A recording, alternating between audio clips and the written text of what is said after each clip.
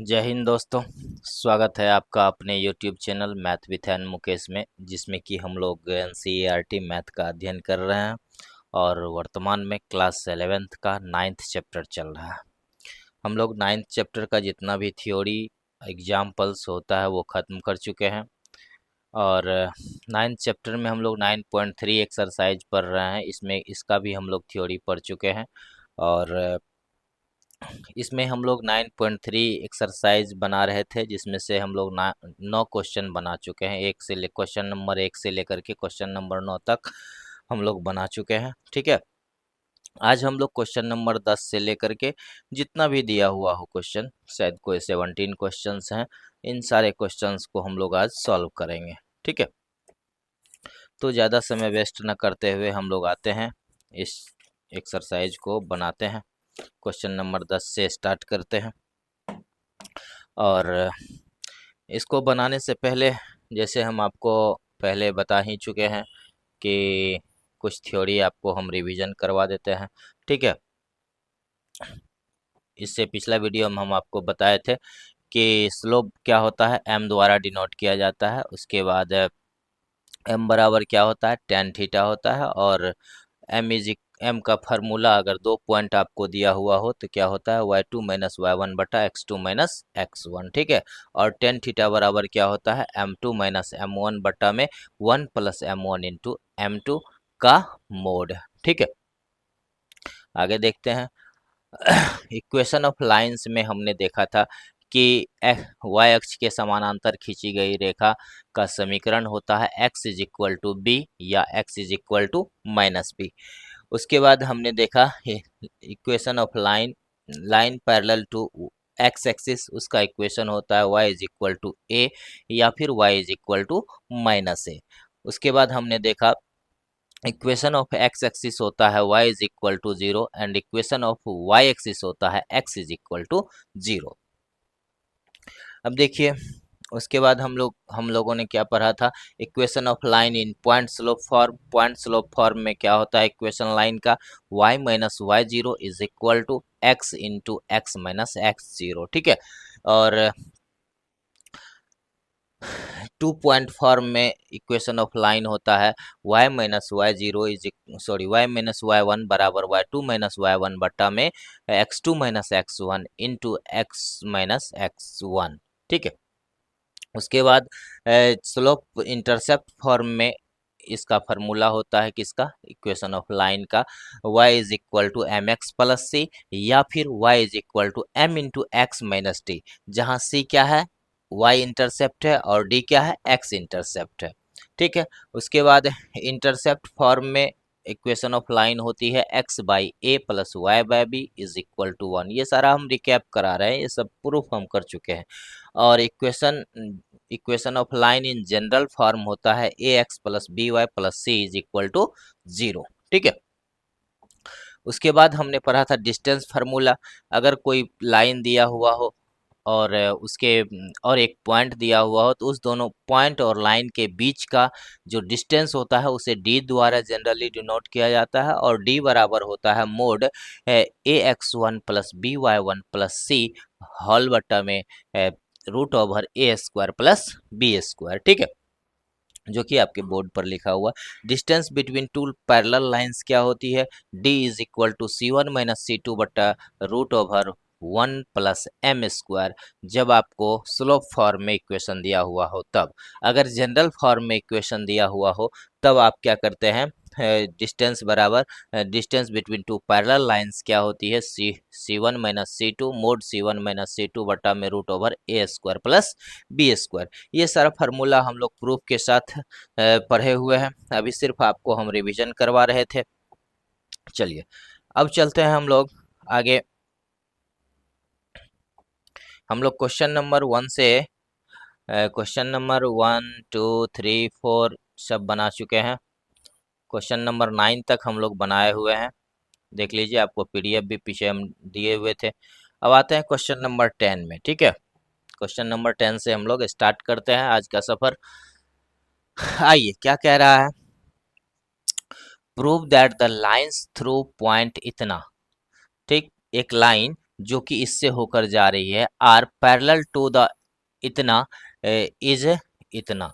ठीक है, क्या कह रहा है, सिद्ध कीजिए कि बिंदु इतना से जाने वाली, मतलब बिंदु x1 y1 से जाने वाली और रेखा इतना के समानांतर, एक रेखा का समीकरण दिया हुआ है कि समानांतर रेखा का समीकरण यह होता है। ठीक है, तो इसके लिए हम लोग क्या करेंगे, सबसे पहले लिख लेते हैं आपको क्या सब दिया गया है।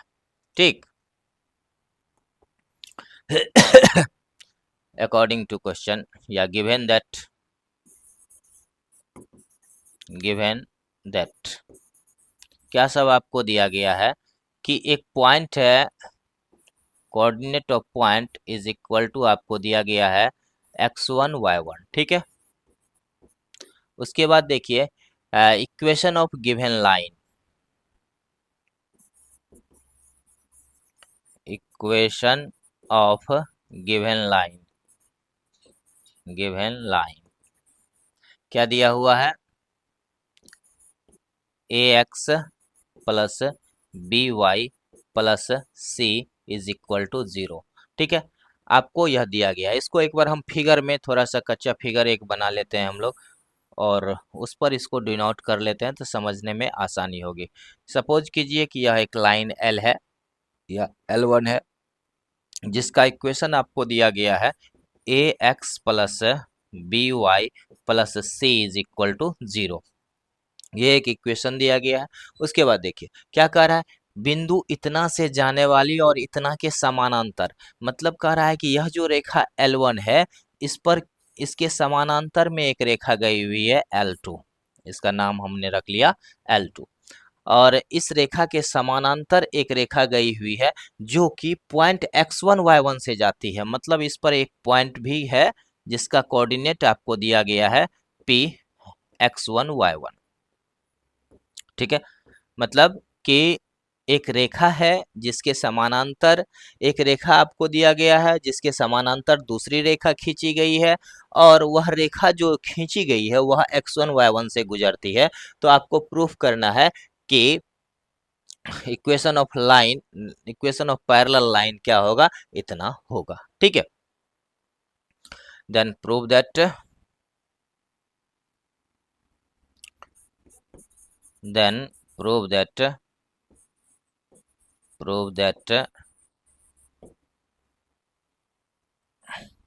equation of parallel line, given line L1 यहाँ दे देते हैं, then prove that equation of parallel line L2 is parallel line which passes through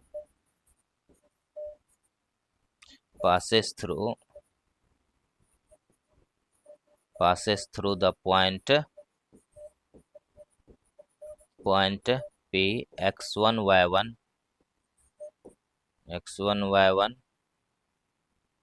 will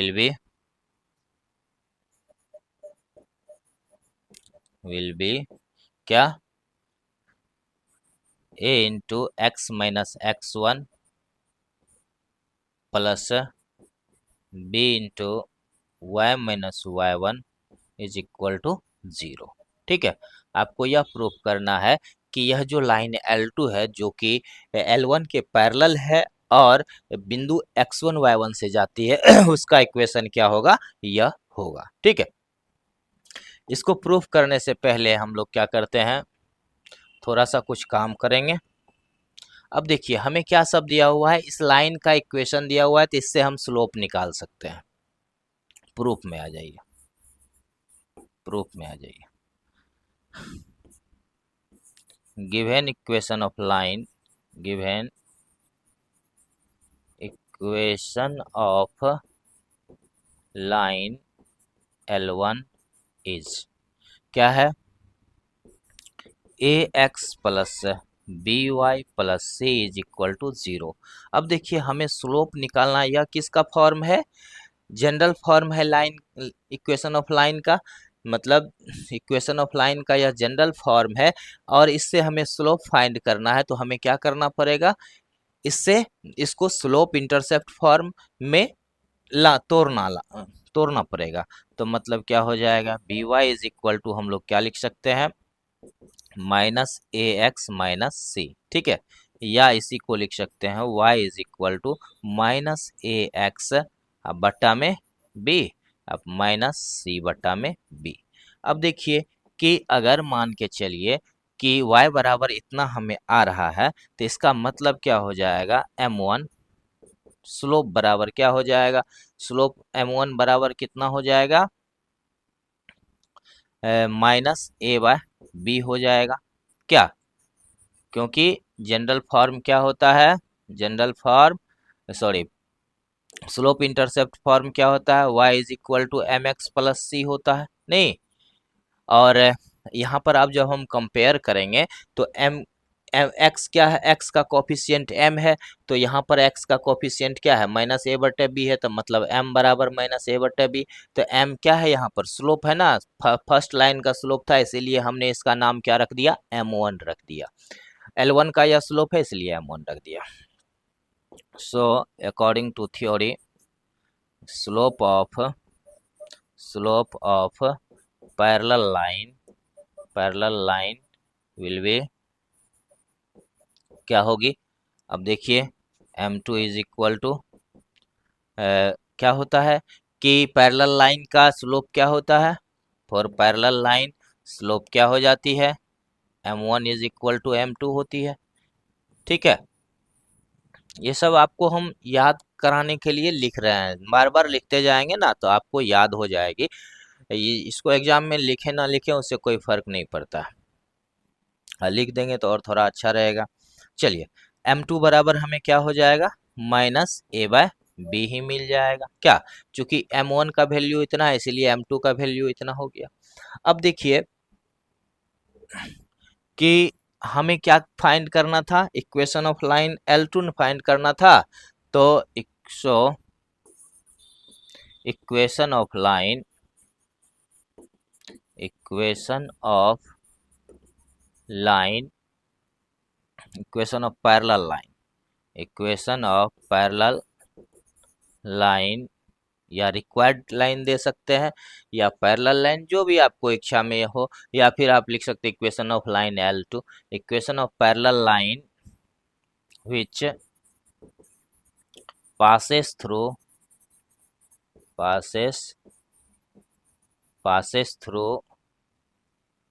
कितना x1 y1 with slope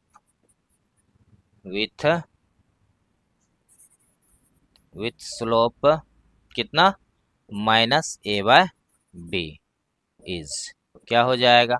अब देखिए हमने क्या पढ़ा है फार्मूला में, अगर आपके पास पॉइंट दिया हुआ हो और और जो है सो स्लोप दिया हुआ हो, तो वो क्या होता है, पॉइंट स्लोप फॉर्म में हम इक्वेशन फाइंड कर सकते हैं। तो पॉइंट स्लोप फॉर्म में इक्वेशन क्या होता है लाइन का, y minus y one is equal to m into x minus x one, यही होता है पॉइंट स्लोप फॉर्म में। पॉइंट स्लोप फॉर्म में हम लोग क्या देखे हैं, equation of line y minus y one is equal to m into x minus x one, या x0 y0 कर सकते हैं, एक ही बात। चलिए तो यहाँ क्या हो जाएगा, y minus y one is equal to m का वैल्यू कितना है हमें, माइनस ए बट्टा बी, इंटू में x माइनस एक्स वन, या देखिए हम लोग इसको क्या लिख सकते हैं, यहाँ आप गौर कीजिए, तो यह क्या है, b नीचे में है तो इधर आके गुना हो जाएगा, तो b इंटू एक्स में sorry y minus y one ना है, b into y minus y one is equal to minus a into x minus x one, ठीक है। या देखिए इस माइनस वाले यहाँ इधर ये माइनस में है, हॉल में माइनस लगा हुआ है, इधर लेके चले आएंगे टोटल प्लस हो जाएगा, तो a into x minus x one plus में b into y minus Y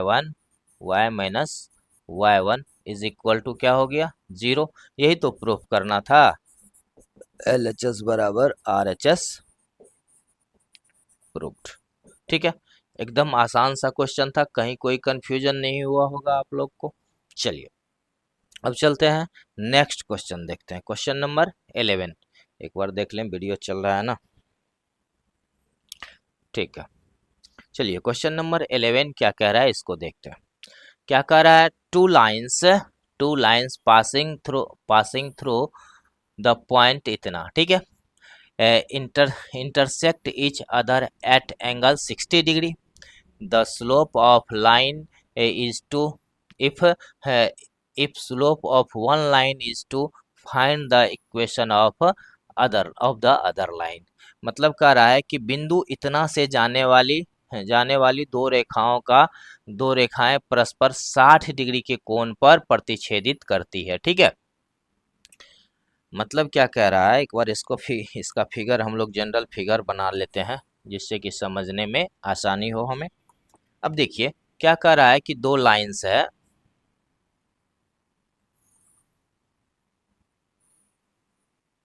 ठीक, ये हम लोग जनरल फिगर बना रहे हैं हाथ से, इसलिए इसमें थोड़ा सा इधर उधर होगा। अब कह रहा है बिंदु 2 3 से जाने वाली दो रेखाएं, मतलब जो है दो रेखाएं क्या कर रही है, पॉइंट 2 3 से जा रही है, तो दो रेखाएं एक ही बिंदु से जा रही है, तो इसका मतलब हम लोगों ने क्या पढ़ा है कि दो रेखाओं में एक और केवल एक ही बिंदु कॉमन हो सकती है। ठीक है, और वह बिंदु हमको क्या दिया हुआ है 2 3, तो इसका मतलब यह क्या होगा, इसका इंटरसेक्शन पॉइंट होगा। ठीक है, उसके बाद देखिए कि बिंदु 2 3 से जाने वाली दो रेखाएं परस्पर 60 डिग्री के कोण पर प्रतिच्छेद करती है, मतलब यह एंगल आपको कितना दिया हुआ है, 60 डिग्री दिया हुआ है। ठीक है, इसको मान लीजिए L1, इसको मान लीजिए L2। उसके बाद देखिए क्या कह रहा है कि करती है, यदि एक रेखा की ढाल 2 है, एक रेखा की ढाल 2 है, मान लेते हैं कि इसका स्लोप क्या है, L1 का स्लोप क्या है, मान लेते हैं कि M1 बराबर 2 दिया गया है। ठीक, एक रेखा की ढाल 2 है, तो दूसरी रेखा का समीकरण ज्ञात कीजिए, तो दूसरा रेखा का समीकरण आपको फाइंड करना है। अब देखिए एक रेखा का स्लोप दिया हुआ है, तो हम लोग दूसरे रेखा का स्लोप निकाल सकते थे वाली बात है। कैसे निकाल सकते थे, हम लोग निकाल सकते थे कैसे, जब वह परपेंडिकुलर होता या फिर पैरेलल होता तो हम लोग जनरली आराम से निकाल लेते M2 और उसका इक्वेशन भी फाइंड कर लेते। लेकिन यहाँ पर वह जो है सो क्या कर रहा है, 60 डिग्री के एंगल पर कर रहा है, एक दूसरे को इंटरसेक्ट। तो अब यहाँ देखते हैं according to question, point P का कोऑर्डिनेट क्या दिया हुआ है, इसको मान लीजिए P। ठीक है, पॉइंट P का कोऑर्डिनेट कितना दिया हुआ है आपको, 2 3 दिया हुआ है। ठीक है, उसके बाद थीटा बराबर आपको कितना दिया गया है, थीटा बराबर दिया गया है थीटा बराबर आपको 60 डिग्री दिया गया है। ठीक, और स्लोप ऑफ लाइन L1, तो M1 बराबर आपको कितना दिया गया है, M1 बराबर कितना दिया गया है आपको, 2 दिया गया है। ठीक है, तब आपको क्या निकालना है, तो अब यहाँ गौर कीजिए कि हमें थीटा मिला हुआ है, एक लाइन का स्लोप मिला हुआ है, और इंटरसेक्शन पॉइंट मिला हुआ है, मतलब एक पॉइंट मिला हुआ है जो कि दोनों लाइंस पर है। तो हम लोग क्या निकाल सकते हैं, M2 का वैल्यू सबसे पहले निकालना होगा, मतलब लाइन L2 जो है इसका स्लोप निकालना होगा, इसका स्लोप M2 का स्लोप, मतलब लाइन L2 का स्लोप बराबर व्हाट निकालना पड़ेगा, मतलब अगर इसको M2 मान ले, लाइन L2 है तो इसका नाम उसी हिसाब से रख लेते हैं उसके स्लोप का, तो M2 let slope of second line is M2। Then अब देखिए, देन अकॉर्डिंग टू फार्मूला हम लोगों ने क्या पढ़ा है, tan theta is equal to क्या होता है, मोड M1 माइनस M2 बट्टा में M2 माइनस M1 ना पढ़े थे, चलिए वही लिख लेते हैं, हालांकि M1 माइनस M2 भी देते तो कोई फर्क पड़ने वाला नहीं था। M2 माइनस M1 बट्टा में कितना 1 प्लस m1 इंटू m2। ठीक, यही हमने पढ़ा है फार्मूला। अब हमें क्या सब फाइंड है, इस फार्मूले में गौर से आप देखेंगे तो आपको पता चलेगा कि इसमें इसमें टोटल जो है 3 चीजें हैं। पहला चीज थीटा है, दूसरा चीज क्या है m2 है, तीसरा m1 है। ये इसी 3 चीज पर यह फार्मूला डिपेंड कर रहा है, जिसमें से हमें 2 चीजें पहले से दी हुई है। m1 का वैल्यू दिया गया है, थीटा का वैल्यू दिया गया है। तो अगर 3 चीज में से 2 चीज हमें दिया गया है और तीनों का रिलेशन दिया गया है, तो हम लोग तीसरा चीज निकाल सकते हैं। तीसरा चीज मतलब क्या, m2 फाइंड कर सकते हैं। तो या देखिए इसी को हम लोग क्या लिखेंगे, tan 60 degree is equal to mod m2 minus m1, m2 को m2 ही रहने देते हैं, माइनस m1 का वैल्यू क्या हो जा रहा है, m1 का वैल्यू तो 2 दिया गया है, 2 बटा में 1 प्लस 2 m2। ठीक है, कहीं कोई कंफ्यूजन नहीं है। अब देखिए tan 60 डिग्री का वैल्यू तो हमें पता है क्या होता है, √3 होता है। तो ये हो गया √3 इज इक्वल टू क्या हो जाएगा, m2 माइनस 2 बट्टा में 1 प्लस 2 m2। ठीक है, चलिए अब यहाँ हम क्या करते हैं, इस मोड को हटा करके यहाँ क्या लगा देते हैं, प्लस माइनस लगा देते हैं। 2 चीजें आ गई है। अब देखिए यहाँ से, अब यहाँ क्या हो जाएगा, यह 2 भाग में विभक्त हो जाएगा। और कैसे होगा इस चीज को गौर से आप देखिए। अब देखिए यहाँ पर एक बार हम पॉजिटिव टर्म लेकर के करते हैं तो इससे इसका गुना हो जाएगा। कितना हो जाएगा, √m सॉरी m नहीं 3 न था, इस √3 से इसमें मल्टीप्लाई करना है। तो कितना हो जाएगा, √3 प्लस 2√3m2। ठीक है, इज इक्वल टू, एक बार पॉजिटिव लेके करते हैं तो m2 माइनस 2 हो जाएगा, और क्या हो जाएगा, √3 plus 2√3m2 is equal to, अब माइनस एक बार लेके चलना पड़ेगा तो माइनस m2 प्लस 2। कहीं कोई दिक्कत नहीं है। चलिए अब इसी को हम लोग सॉल्व करते जाएंगे तो हमें क्या मिल जाएगा, m2 का वैल्यू फाइंड हो जाएगा। या देखिए इसको क्या लिख सकते हैं हम लोग, m2 वाले टर्म को इधर ले आइए, क्या हो जाएगा, 2√3m2 minus m2 is equal to कितना, -2 तो इधर है ही, यह √3 इधर आ जाएगा तो यह भी -√3 बन जाएगा। और यहाँ देखिए इसमें भी वही करेंगे, 2√3 यह m2 इधर आ जाएगा तो plus m2 is equal to कितना हो जाएगा, इस √3 को उधर लेके जाएंगे 2 माइनस में √3 आ जाएगा। कहीं कोई कंफ्यूजन नहीं है, एकदम देखते जाना, एकदम आसान सा है। या देखिए इस दोनों में m2 कॉमन आ जाएगा तो हमें क्या मिल जाएगा, 2√3 माइनस 1 इज इक्वल टू में यहाँ क्या हो जाएगा, माइनस कॉमन ले लीजिए, या इतना ही रहने दीजिए, कोई बात नहीं है, बाद में कर लेंगे। और यहाँ पर क्या हो जाएगा, या फिर इस बीच में और न दे करके, और तो पहले लिखा हुआ है ही, यहाँ पर एक लाइन ड्रॉ कर देते हैं। ठीक है,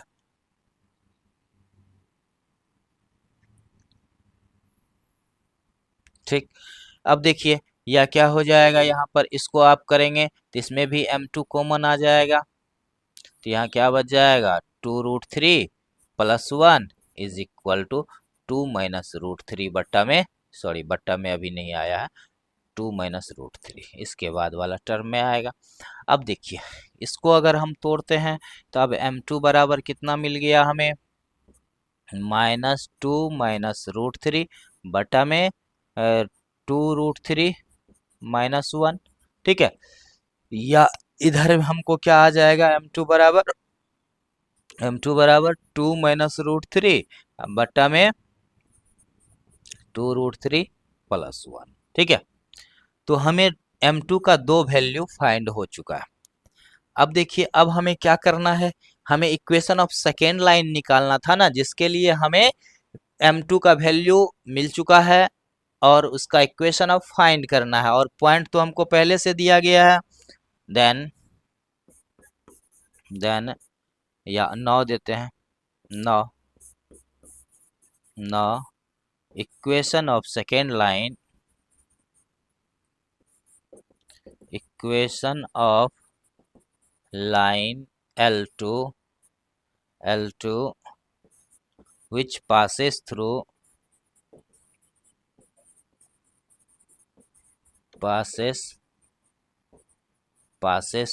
कितना, किस पॉइंट से गुजर रही थी एक बार देख लेते हैं, कितना 2 3 से ना which passes through 2 3 which passes through 2 3 with slope m2 is क्या होगा। अब देखिए इसका स्लोप कितना m2 दिया गया है, और इसी से हम लोग क्या करेंगे, इसका इक्वेशन फाइंड करेंगे। अब देखिए हमें m2 का वैल्यू तो 2 मिल रहा है, 2 तरह का m2 का वैल्यू मिल रहा है, तो इक्वेशन भी कितना तरह का बनेगा, 2 तरह का बनेगा। ठीक है चलिए अब देखते हैं क्या हो जाएगा। y माइनस y1 मतलब 3, y minus y1 is equal to m का वैल्यू कितना, -2 माइनस √3 बट्टा में 2√3 माइनस 1 इंटू में x माइनस x1 का वैल्यू कितना, x1 का वैल्यू 2। यह पहला इक्वेशन हो जाएगा जब हम इसको तोड़ेंगे। ठीक है, और इसी का सेकेंड पार्ट भी बनेगा जिसमें कि क्या होगा, y minus y3 is equal to m का वैल्यू कितना 2 माइनस √3 बट्टा में 2√3 प्लस 1 इंटू में कितना हो जाएगा x माइनस 2। अब इसको सॉल्व करेंगे हमें इक्वेशन फाइंड हो जाएगा या देखिए क्या मिलता है हमें, इसी को तोड़ेंगे तो अब क्या होगा कि इससे तो इसमें आकर के मल्टीप्लाई होगा, तो क्या हो जाएगा y इंटू 2√3 माइनस 1। ठीक है, फिर क्या होगा, इस 3 से इसमें मल्टीप्लाई हो जाएगा, इस 3 से इसमें मल्टीप्लाई करेंगे तो क्या हो जाएगा, देखिए -√3 टू जा 6 हो गई, 6√3 क्या, उसके बाद माइनस माइनस प्लस 3, उसके बाद इज इक्वल टू में क्या आ जाएगा, अब इसमें क्या हो जाएगा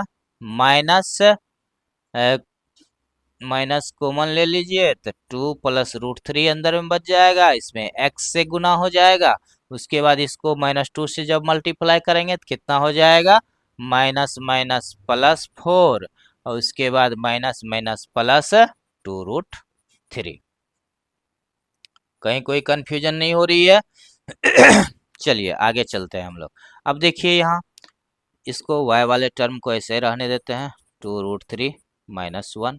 अब देखिए इधर से x वाले टर्म को इधर ले आते हैं तो क्या हो जाएगा प्लस 2√3 नहीं 2 प्लस √3 है, अब 2 प्लस √3 ब्रैकेट में और इंटू में x इज इक्वल टू, अब देखिए यहाँ कितना है 4 प्लस 2√3 तो पहले से है, अब इस -6 को उधर ले जाएंगे तो +6√3 रह जाएगा, और यह +3 है तो इधर जा करके -3 हो जाएगा। या देखिए कितना हो गया, इसको हम लोग x वाले टर्म को चूंकि पहले हम लोग लिखने का रिवाज बना चुके हैं इसीलिए इसको पहले लिख लेते हैं, इतना plus y into 2√3 minus 1 is equal to कितना हो जाएगा, अब देखिए 4 में से 3 चला गया तो कितना बचा, 1 बचा, प्लस में 6 2 8√3। तो पहला इक्वेशन हमें फाइंड हो गया। L2 का एक यह इक्वेशन हो सकता है, दूसरा अब इसको तोड़ के देखते हैं हमें क्या मिलता है, इसमें भी वही क्रॉस मल्टीप्लिकेशन करेंगे तो कितना हो जाएगा y इंटू 2√3 प्लस 1, उसके बाद फिर -3 से मल्टीप्लाई करेंगे तो कितना हो जाएगा -6√3 minus 3 is equal to 2 minus √3 into में x। ठीक है, -2 2 जा 4 माइनस माइनस प्लस 2√3। कहीं कोई कंफ्यूजन नहीं है? चलिए आइए, या देखिए, इस x वाले टर्म को इधर लाएंगे तो क्या हो जाएगा, चूंकि यह प्लस में शुरू में लगा हुआ है तो क्या हो जाएगा, -2 - √3 इंटू में x प्लस में y into 2√3 plus 1 is equal to कितना हो जाएगा, -4 + 2√3। ठीक है, इस -6√3 को उधर लेके जाएंगे तो +6√3, उसके बाद -3 को इधर लाएंगे तो +3 आ जाएगा। ठीक है, अब देखिए हमें क्या मिला, यहाँ गौर कीजिए, चूंकि यह बाहर में माइनस है, इसको अंदर ले जाएंगे तो क्या हमें मिल जाएगा, यह हो जाएगा √3 प्लस में आ जाएगा तो √3 -2, अंदर में माइनस ले गए इसीलिए चिन्ह बदल गया दोनों का, इंटू में x प्लस में आ गया 2√3 + 1 इंटू में y इज इक्वल टू कितना आ गया, 4 में से 3 गया तो -1 + 8√3। यह भी आपका इक्वेशन मिल गया L2 का। यही दोनों इक्वेशन है जो कि L2 का इक्वेशन हो सकता है। चलिए ये हो गया √3 + 2, ठीक है, √3 - 1, ठीक, समझ में आ गई, कहीं कोई कंफ्यूजन दिमाग में नहीं रहा होगा। अगर मान के चलिए कोई दिक्कत होता है तो आप हमें मैसेज कर सकते हैं, हम आपका जवाब जरूर देंगे। चलिए नेक्स्ट क्वेश्चन देखते हैं हम लोग, जरा गला खराश ले, बहुत ज़्यादा खराश आ रही है। तो आते हैं अगला क्वेश्चन हम लोग देख रहे हैं। अगला क्वेश्चन क्या कह रहा है, find the equation of right bisector. क्या कह रहा है, find the equation of the right bisector of line segment joining the point इतना एंड इतना। बिंदुओं इतना और इतना को मिलाने वाली रेखा के लंब समद्विभाजक, क्या कह रहा है, लंब समद्विभाजक रेखा का समीकरण ज्ञात कीजिए। ठीक है, एक बार इसका हम फिगर बनाएंगे तब आपको समझ में आसानी से आ जाएगा। जैसे मान के चलिए एक लाइन है, इस पर दो पॉइंट है, जिसमें से एक का कोऑर्डिनेट कितना है, 3 4 है, दूसरे का कोऑर्डिनेट कितना है, -1 2 है। ठीक है, अब कह रहा है कि इसका लंब समद्विभाजक का समीकरण, लंब और समद्विभाजक इस लाइन का समद्विभाजक मतलब क्या हो गया कि इसका मिड पॉइंट होगा। सपोज कीजिए यह इसका मिड पॉइंट है, इसका नाम अगर रख लें A, इसका नाम रख लें B, तो इसका नाम अगर C रख लें तो C इसका क्या हो जाएगा, मिड पॉइंट हो जाएगा।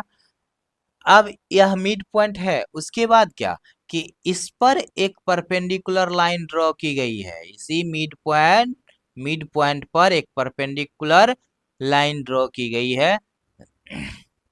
इसका भी नाम कुछ रख लीजिए,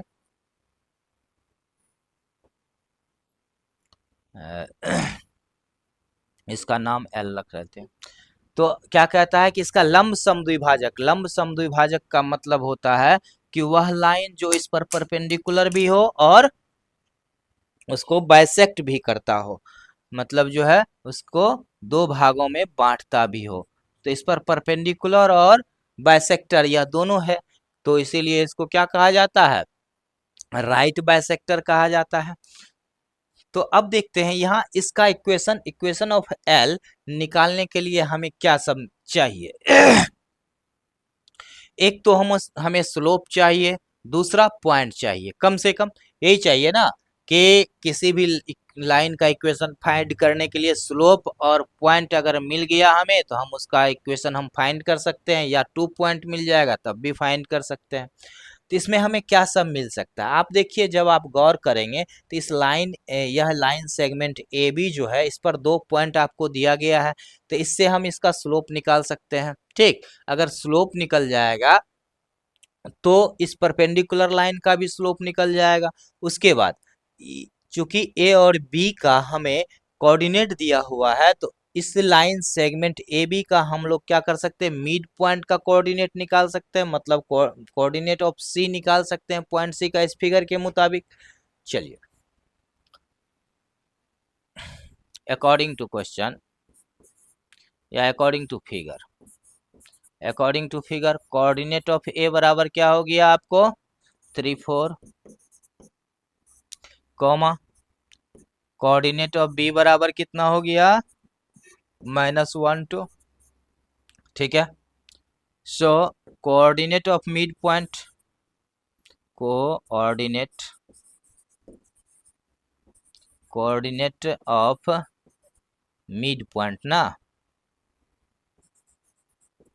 mid point C is equal to कितना हो जाएगा, आप यहां से देखिए कोऑर्डिनेट ऑफ मिड पॉइंट नीचे लिख लेते हैं सी बराबर कितना हो जाएगा।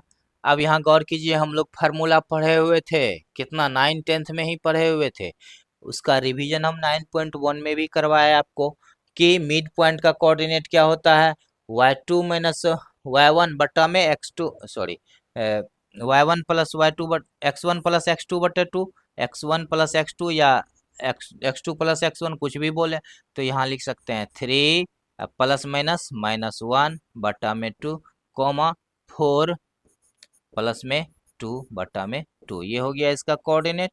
या coordinate of point C is equal to कितना हो जाएगा, 3 में से 2 गया, 3 में से 1 गया तो बचा 2 तो यहाँ हो जाएगा 2/2 कॉमा यहाँ हो जाएगा 4 2 6 बटा 2, यहाँ देखिए यह 2 2 कैंसिल हो गया, यहाँ 2 3 जा 6 हो गया। तो coordinate of point C is equal to क्या मिल गया हमें 1 एंड 1,3, ठीक है। तो कोऑर्डिनेट ऑफ पॉइंट सी हमें क्या मिल चुका है 1,3। अब देखिए यह तो हो गया कोऑर्डिनेट, अब हमें क्या चाहिए, इस पॉइंट का कोऑर्डिनेट हमें निकल चुका है, अब हमें क्या चाहिए स्लोप चाहिए, किसका एल का स्लोप चाहिए, लाइन जिसका हम लोग को इक्वेशन निकालना है उसका स्लोप चाहिए, लेकिन डायरेक्टली हम वो निकाल नहीं सकते हैं। तो हमें सबसे पहले क्या करना पड़ेगा, equation of line segment A B निकालना पड़ेगा, इसका इक्वेशन निकालेंगे तब उससे स्लोप निकलेगा, या फिर डायरेक्टली पॉइंट दिया हुआ है तो हम लोग स्लोप ऑफ ए बी निकाल सकते हैं ना। Slope of A B, slope of line segment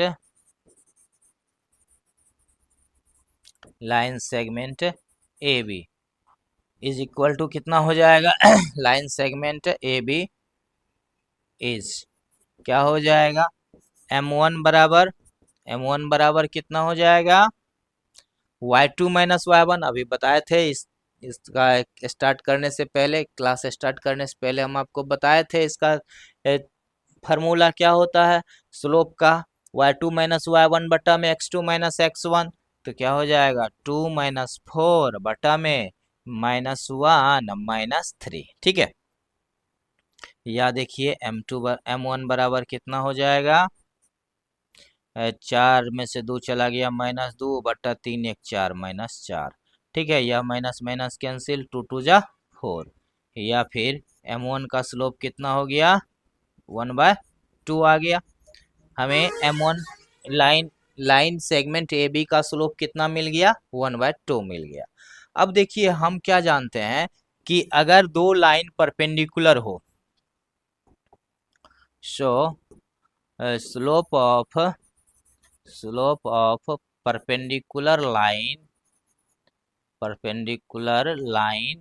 L दे देते हैं, परपेंडिकुलर लाइन इज क्या हो जाएगा,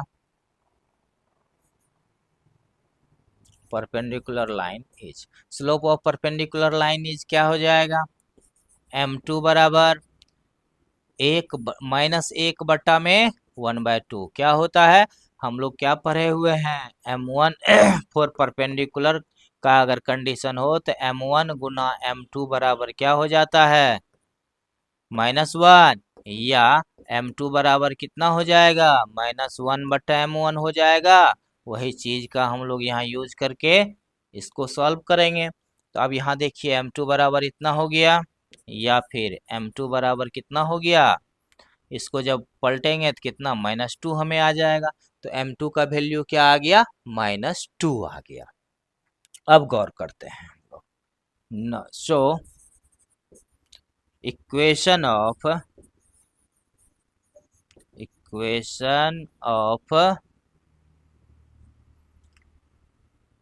perpendicular line L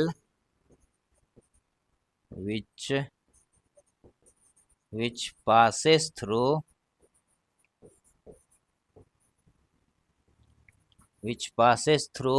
कितना कितना से पास कर रहा था, कोऑर्डिनेट ऑफ सी निकाले थे ना अभी, A13 passes through 13 with slope कितना, passes through इतना with slope कितना है -2, ठीक है। इज क्या हो जाएगा, या विल बी क्या होगी, या देखिए कि हमें क्या सब पता चल गया है, यहाँ स्लोप पता चल गया है। उसके बाद जो है सो उस पॉइंट का कोऑर्डिनेट जिस पॉइंट से होकर वो गुजर रही है हमें पता चल गया है, तो मतलब पॉइंट स्लोप फॉर्म से इक्वेशन ऑफ लाइन फाइंड कर सकते हैं। तो क्या हो जाएगा, y माइनस y1 या y0, y-3 is equal to m कितना -2 into x minus x0, x0 का वैल्यू 1, या देखिए क्या हो जाएगा, y-3 is equal to -2x आप प्लस में 2, ठीक है। या देखिए -2 को इधर, -2x को इधर ले आइए तो कितना बन जाएगा, +2x प्लस y -3, इधर ये आके -2 बन जाएगा इज इक्वल टू 0, या 2x plus y -5 is equal to 0, इसको इतना भी छोड़ देंगे चलेगा, या फिर इसको लिख सकते हैं 2x plus y is equal to 5, यहाँ भी ला के छोड़ेंगे तब भी चलेगा। यही हो गया equation of perpendicular line which passes through midpoint of line segment A B, ठीक है। ये आपका फाइंड हो चुका है, y plus 2x is equal to 5, ठीक है। यही आपका आंसर हो गया, कहीं कोई कंफ्यूजन नहीं है। चलिए नेक्स्ट क्वेश्चन देखते हैं हम लोग क्या कह रहा है।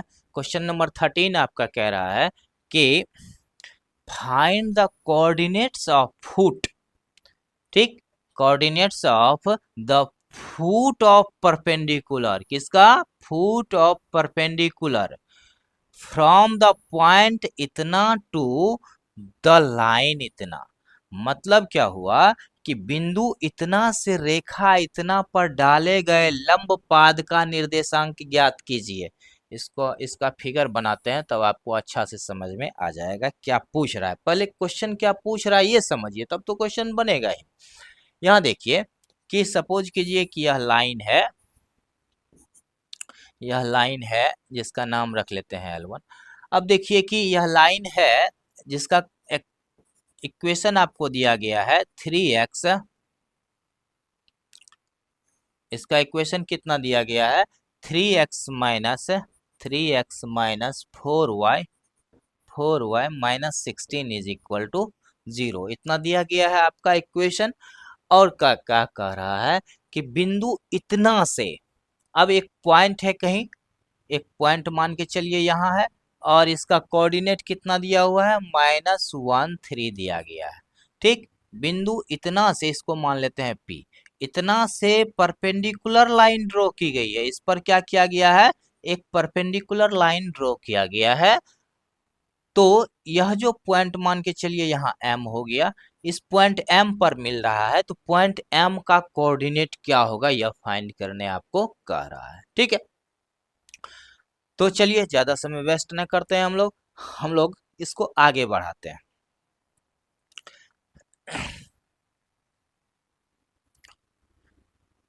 Given equation of line, given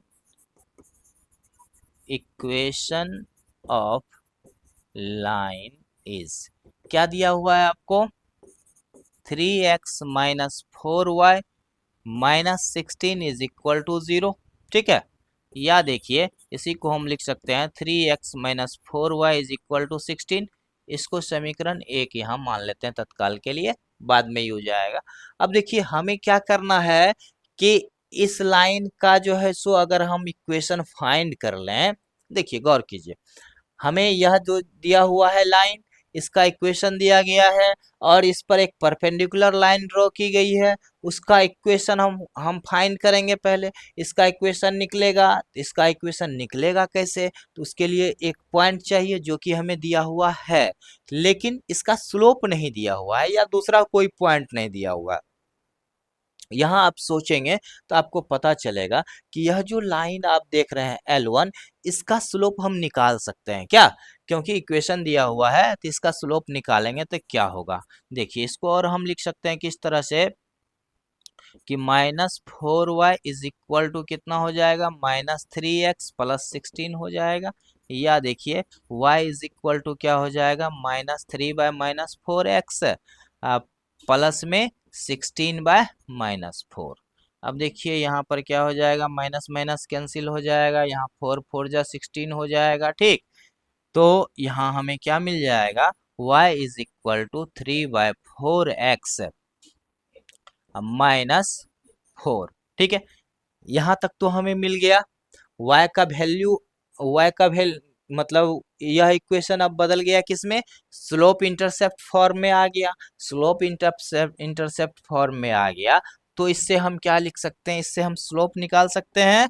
so slope of line L1, slope of line L1 ना, लाइन L1 इज क्या हो जाएगा, M1 बराबर 3/4। हमें स्लोप इसका किसका निकल गया, लाइन L1 का, ठीक। अब देखिए चूंकि लाइन PM जो है क्या है, लाइन L1 पर परपेंडिकुलर है तो इसीलिए हम लोग क्या लिख सकते हैं, slope of perpendicular line PM, ठीक है, इज क्या हो जाएगा या विल बी क्या होगी, देखिए M2 बराबर हो जाएगा। अभी जस्ट बताए थे कि परपेंडिकुलर का कंडीशन क्या आता है, परपेंडिकुलर के लिए M1 गुना M2 बराबर -1, तो M2 बराबर कितना, -1/M1, ठीक है। ये बार बार हम आपको लिख के याद दिलाते रहते हैं, आपके दिमाग में छप जाना चाहिए ये सब चीजें। तो क्या हो जाएगी, -1/में कितना, 3/4, या M2 बराबर कितना हो गया, -4/3। अब देखिए कि हमें स्लोप भी मिल चुका है परपेंडिकुलर लाइन का और उस पर दिया हुआ एक पॉइंट भी हमें मालूम है। वह पॉइंट क्या है, -13 है। तो इसीलिए हम लोग क्या लिखेंगे, सो equation of perpendicular line LM, sorry कितना था, PM ना, परपेंडिकुलर लाइन PM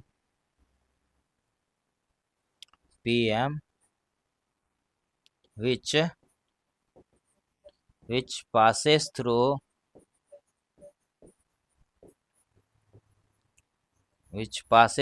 कितना, -13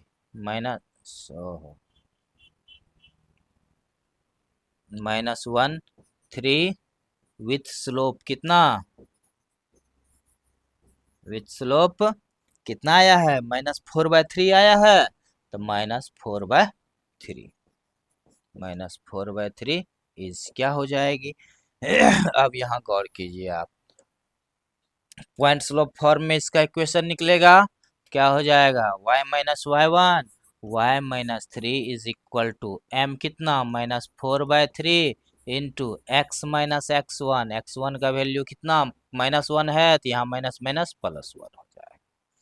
या देखिए अब इसको क्रॉस मल्टीप्लीकेशन कर लीजिए, कितना हो जाएगा, तो हो जाएगा 3y - 9 is equal to -4x - 4।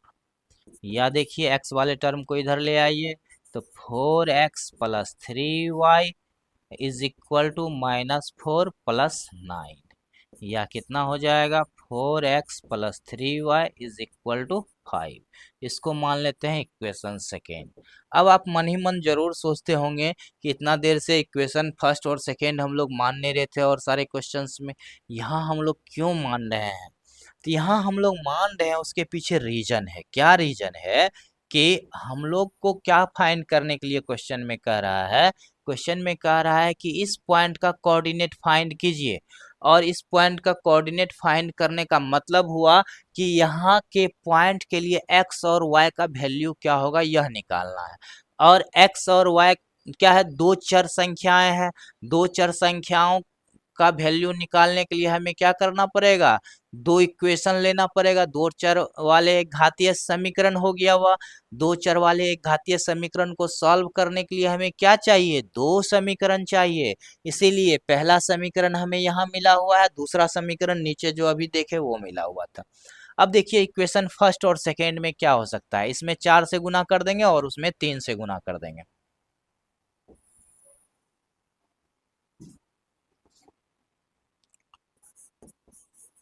From equation first multiply 3 plus में सेकेंड मल्टीप्लाई 4। ठीक है, तो क्या मिल जाएगा? इक्वेशन फर्स्ट हमें कितना था? इक्वेशन फर्स्ट है हमें तो 3x minus 4y is equal to 16, 9x minus 16y, 9x minus 16y, 9x minus 16y बराबर 16 तिया 48। ठीक है, अब इसमें क्या हो जाएगा? इसमें 3 से, इसमें 4 से गुना करना पड़ेगा, तो 4 चौका 16x, अब प्लस में 4 तिहाई, अरे ये कैसे हो गया? ऊपर वाले में 3 से गुना किए थे तो 4 तिहाई के 12 होगा, 12y हो जाएगा। यहाँ 12 होगा। ठीक, यहाँ क्या हो जाएगा? 12 है। 4 से गुना किए थे, उसमें 3 से गुना किए थे तो 4 तिहाई के 12y हो जाएगा। अब देखिए यहाँ क्या हो जाएगा? सेकेंड में 4 से मल्टीप्लाई किए हैं तो यहाँ भी 12y हो जाएगा, इज इक्वल टू 5 का 20।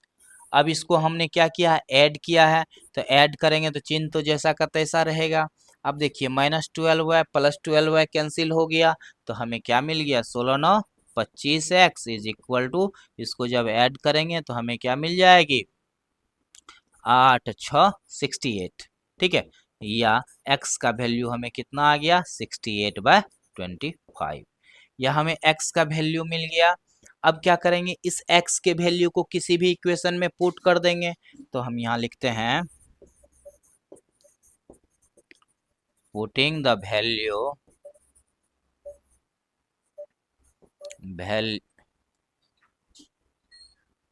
Value of x in equation second. ठीक है, सेकेंड दिख रहा है नजदीक में है, इसीलिए इसी को ले लिए। चलिए, तो हमें क्या मिल जाएगा? 4x 4 into 68/25 +3y is equal to कितना? 5। या देखिए कितना हो जाएगा? 3y is equal to 5 minus 4 into 68/25। या देखिए 3y इज इक्वल टू 25 25 पंचे 125, 125 माइनस, इसको 4 से गुना कीजिए, 8 चौका 32, 6 चौका 24, 3 27, 6 चौका 24, 3 27। ठीक है, बटा में कितना हो जाएगा? 25। या y इज इक्वल टू कितना हो गया? इसको पहले सब्ट्रैक्ट कर लीजिए। 272 में से 125 को घटा दीजिए तो कितना हो जाएगा? 7 5 12, यहाँ हो गया 4 2 6, यहाँ हो गया 147। 147 बटा में 25, आइए 3 इधर से आ जाएगा 3। अब देखिए 3 से इसे कट जाएगा, 3 चौका 12, 3 9 27। या देखिए y इज इक्वल टू हमको कितना आ गया? 49 बट्टा में 25। ठीक है, अब देखिए हमें अब पॉइंट के लिए x और y का वैल्यू हमें निकल चुका है। So equation of so coordinate of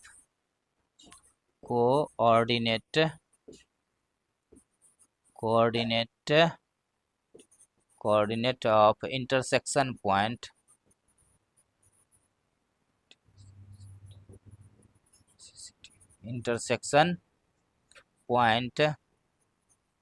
point C is equal to क्या हो जाएगा, x का वैल्यू कितना आ गया आपको 68/25 कॉमा में y का वैल्यू 49/25, तो ये हो गया 49/25।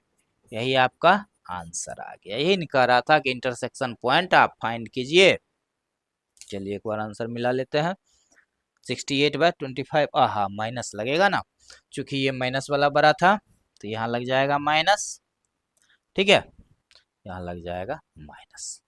तो क्या हो गया हमें 68/25 कॉमा माइनस 49/25, ये क्या हो गया कोऑर्डिनेट ऑफ C, जहां पे इंटरसेक्शन कर रहा है वहां का कोऑर्डिनेट हमें मिल चुका है। चलिए नेक्स्ट क्वेश्चन देखते हैं। क्वेश्चन नंबर 14 क्या कह रहा है, गौर कीजिए।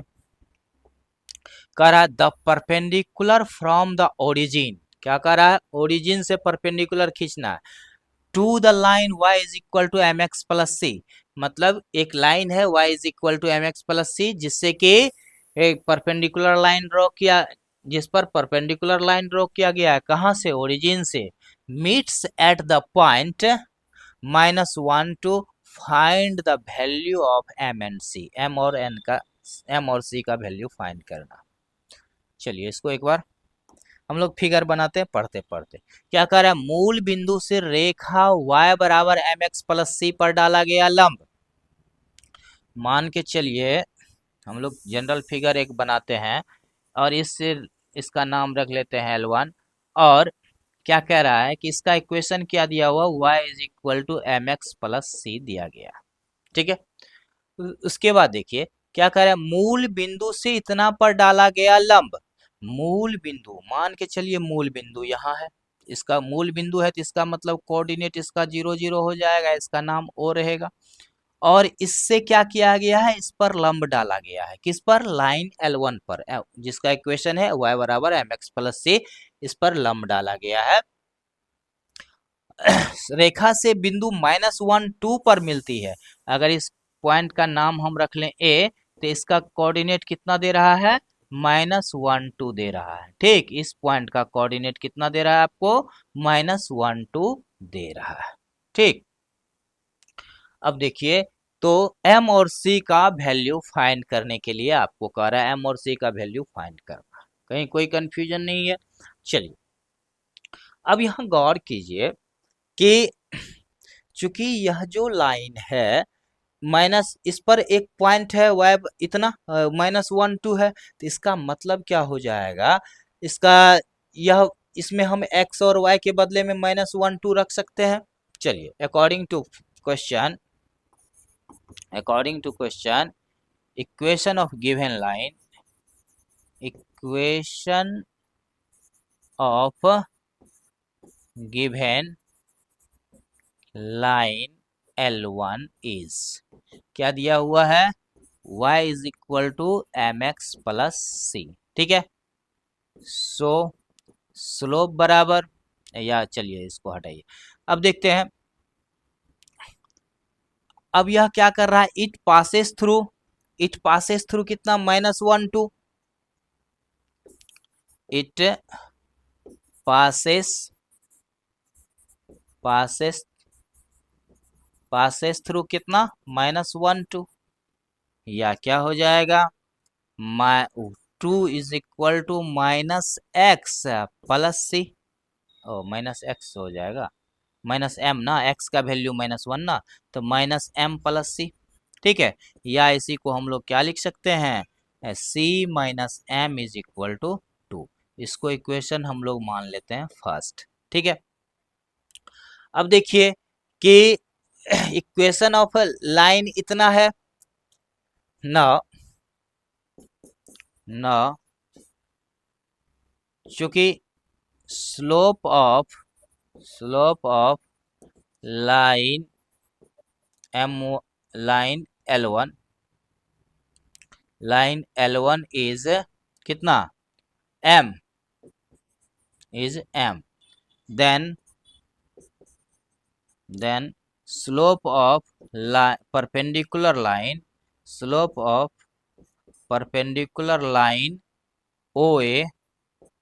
OA विल बी क्या हो जाएगी, will be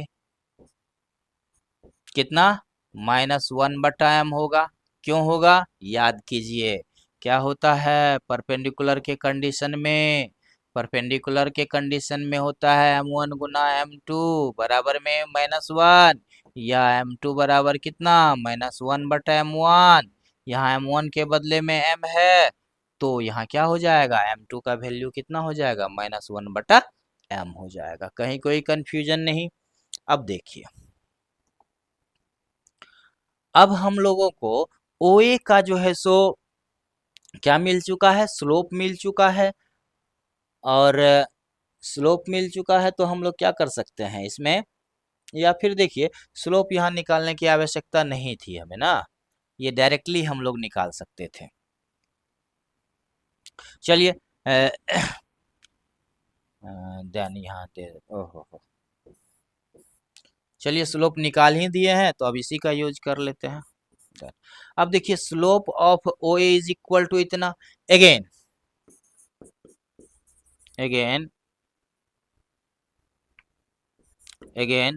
slope of perpendicular line OA बराबर क्या होगा। अब यहाँ 2 पॉइंट फॉर्म दिया हुआ है ना, 2 पॉइंट फॉर्म में हमें क्या दिया हुआ है, 2 पॉइंट फॉर्म दिया हुआ रहता है, मतलब किसी लाइन पर अगर 2 पॉइंट दिया हुआ हो तो हम लोग उसका स्लोप फाइंड कर सकते हैं ना जी। तो क्या होता है 2 - 0 बटा में -1 - 0 इज इक्वल टू कितना हो जाएगा, इज इक्वल टू हो गया 2। ठीक है, अगर हम इसको मान ले इक्वेशन सेकेंड, इसको मान ले थर्ड, तो फ्रॉम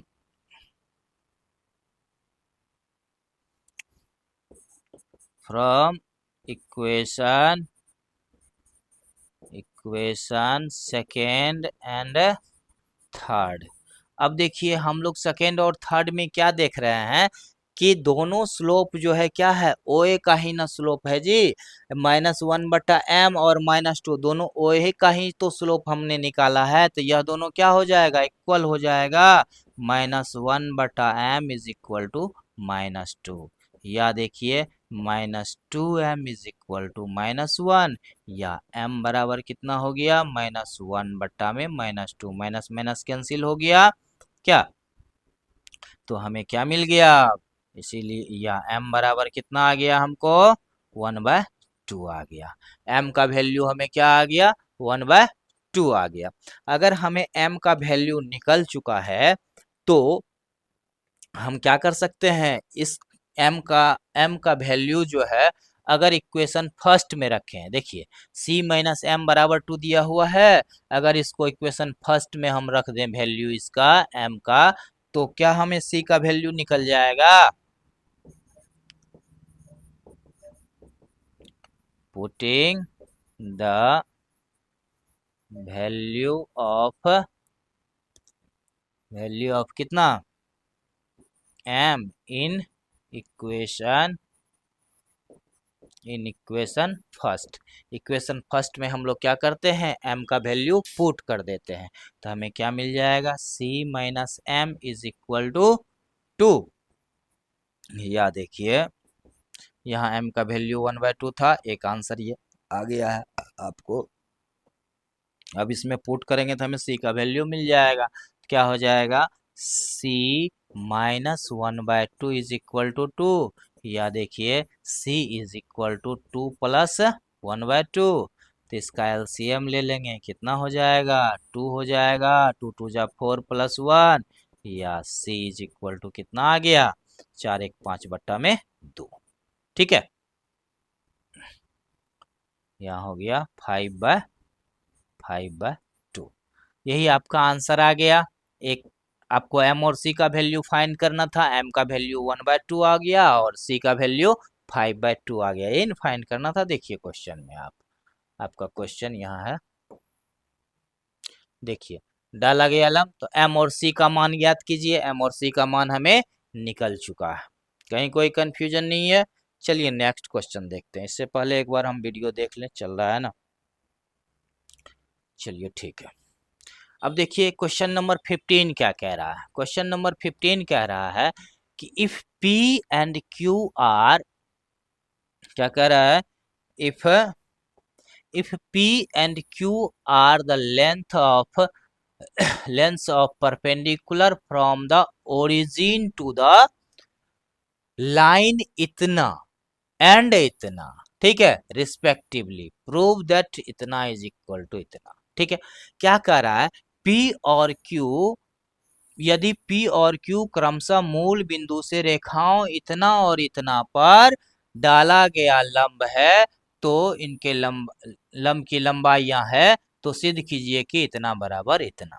ठीक है, सपोज कीजिए एक फिगर, हम जनरल फिगर बना लेते हैं जिससे कि हमें समझने में आसानी होगी। सपोज कीजिए कि एक लाइन यह है और दूसरी लाइन यह है, ठीक, और यहाँ पर मान के चलिए मूल बिंदु है, इसका नाम रख लेते हैं L1, इसका नाम रख लेते हैं L2।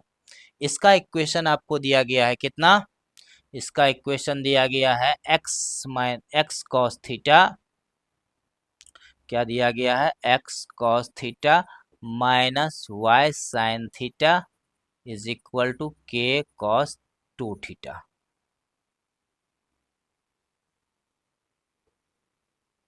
sin थीटा बराबर k cos 2 थीटा। ठीक है, ये इसका इक्वेशन है लाइन L1 का, ठीक, और इससे एक परपेंडिकुलर लाइन ड्रॉ किया गया है, कहाँ पर से, ओरिजिन से, यह है ओरिजिन, ठीक, यह पॉइंट क्या है, ओरिजिन, ओरिजिन है तो इसका मतलब कोऑर्डिनेट यहाँ क्या हो जाएगा, 0 0, ठीक, यह इस पर परपेंडिकुलर है। अब देखिए सिमिलरली दूसरी लाइन भी है, दूसरी लाइन पर भी परपेंडिकुलर लाइन ड्रॉ की गई है, क्या यह नहीं दिख रहा है परपेंडिकुलर, चलिए परपेंडिकुलर लाइन हमें ड्रॉ करना है ना, मान के चलिए यह हो गया, तो यह हो गया यहाँ का इस पर परपेंडिकुलर। ठीक है,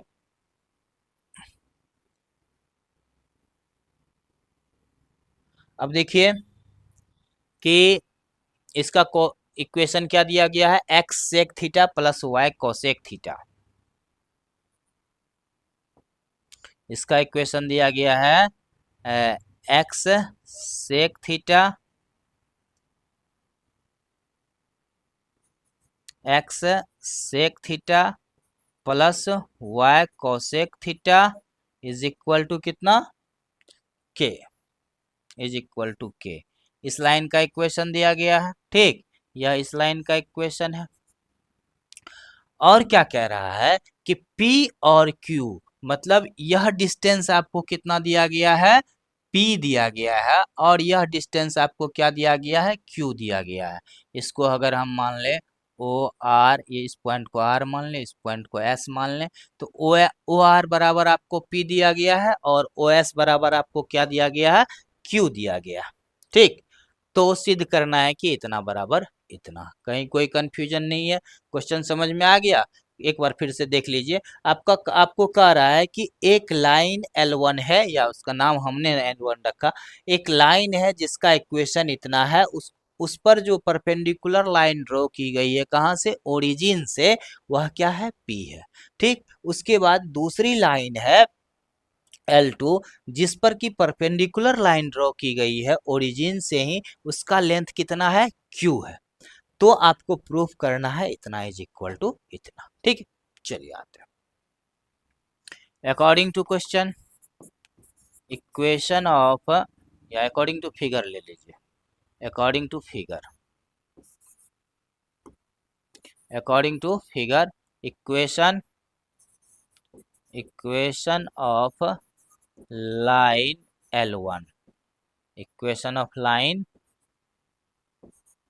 L1 इज क्या दिया गया है आपको, x cos theta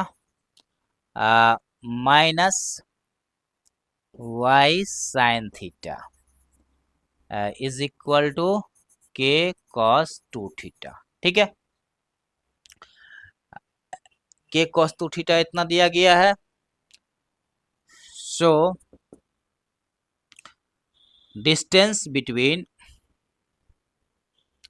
distance between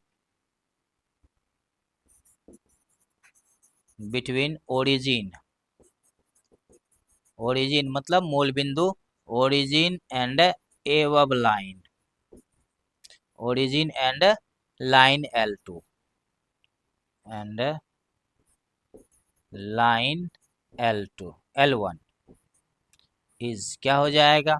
अब देखिए D बराबर मोड AX1 प्लस BY1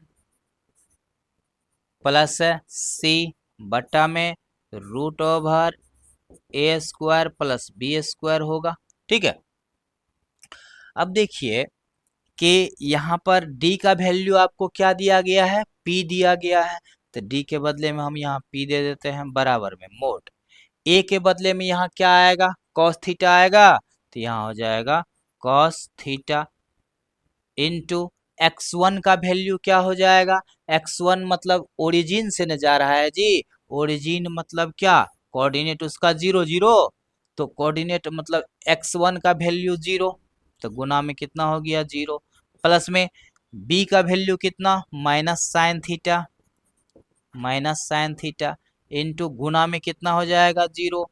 अब देखिए प्लस d प्लस सी का वैल्यू कितना, अब यहाँ गौर कीजिए चूंकि बराबर में के कॉस थीटा है, बराबर के इस साइड अगर हम के कॉस थीटा को लाएंगे तो वह माइनस में कन्वर्ट हो जाएगा, तो क्या हो जाएगा माइनस में अगर कन्वर्ट हो गया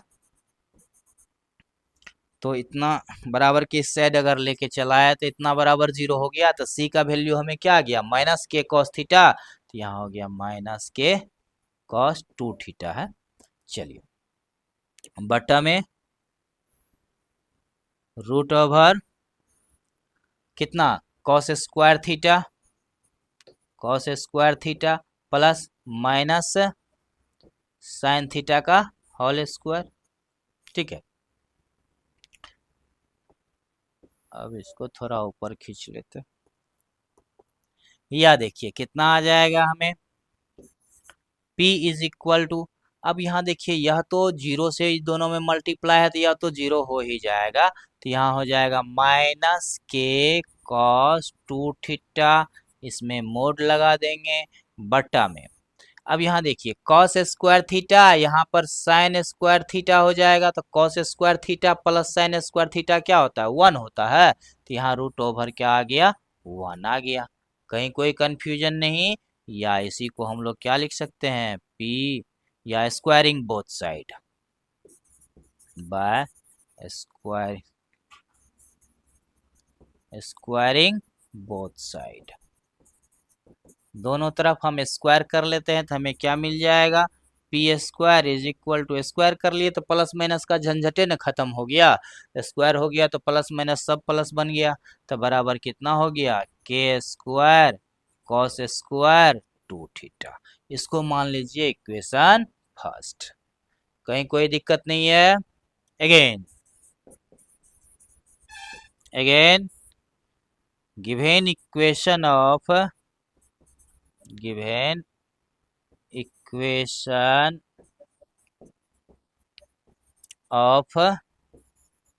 लाइन L2 इज क्या दिया हुआ है आपको x sec theta plus y cosec theta is equal to में कितना के, या देखिए इसी को हम लोग क्या लिख सकते हैं x बटा कॉस थीटा प्लस y बटा में sine theta is equal to में कितना हो गया के।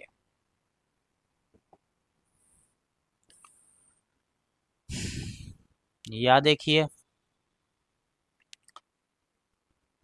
तो यहाँ हो जाएगा, इसका जब एलसीएम लेंगे तो क्या हो जाएगा, sine theta cos theta, sine theta into cos theta, ये हो जाएगा sine x plus x sine theta, sorry. इसका एलसीएम क्या हो जाएगा आपके लिए, sine theta into cos theta हो गया।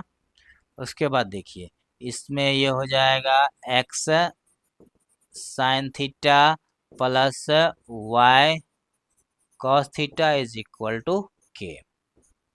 या देखिए यहाँ क्या हो जाएगी, x sine theta plus Y cos theta is equal to, इसको मल्टीप्लाई कर देंगे तो क्या हो जाएगा, के sine theta into cos theta.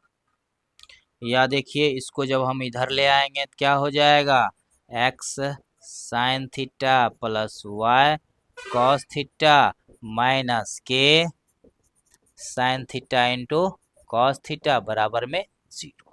ठीक है, सो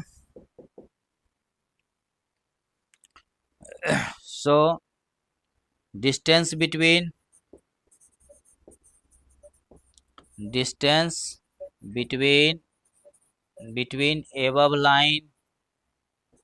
above line and origin मतलब 0 0 कोऑर्डिनेट इज क्या हो जाएगी। अब गौर कीजिए कि किसी लाइन पर किसी पॉइंट से डिस्टेंस निकालना हो, क्या करते हैं, तो डी बराबर फार्मूला लगता है। तो डी बराबर कितना हो जाएगा, mod A X one plus B Y one plus C बट्टा में root over A square plus B square. चलिए या देखिए क्या आता है हमें, या डी का वैल्यू हमें क्या दिया हुआ है, क्यू दिया हुआ है, क्यू बराबर, अब यहाँ देखिए कि ए एक्स वन, ए का वैल्यू यहाँ क्या आ जाएगा, साइन थीटा इंटू ए का एक्स वन का वैल्यू कितना, ओरिजिन है तो 0 प्लस में कॉस थीटा इंटू में 0, उसके बाद माइनस के sine theta into cos theta, क्योंकि सी का वैल्यू इतना ही है। ठीक है, बट्टा में क्या हो जाएगा, root over sine square theta plus cos square theta. या देखिए हमें कितना मिल गया, क्यू बराबर मोड माइनस के sine theta into cos theta बट्टा में कितना, root over 1, squaring both side by squaring both side, क्या हो जाएगी, Q square is equal to, इसका जब स्क्वायर करेंगे तो रूट खत्म हो जाएगा, K square sine square theta into cos square theta. ठीक, sine square theta into cos square theta, ये आ गया हमें दूसरा इक्वेशन। ठीक है, अब देखिए समीकरण एक जो है हमें जो मिला था, कहाँ था,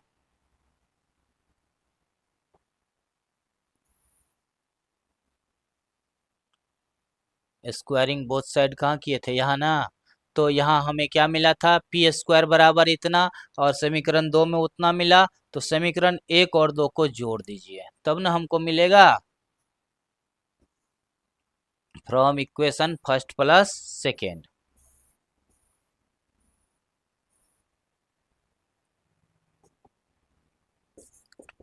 फ्रॉम इक्वेशन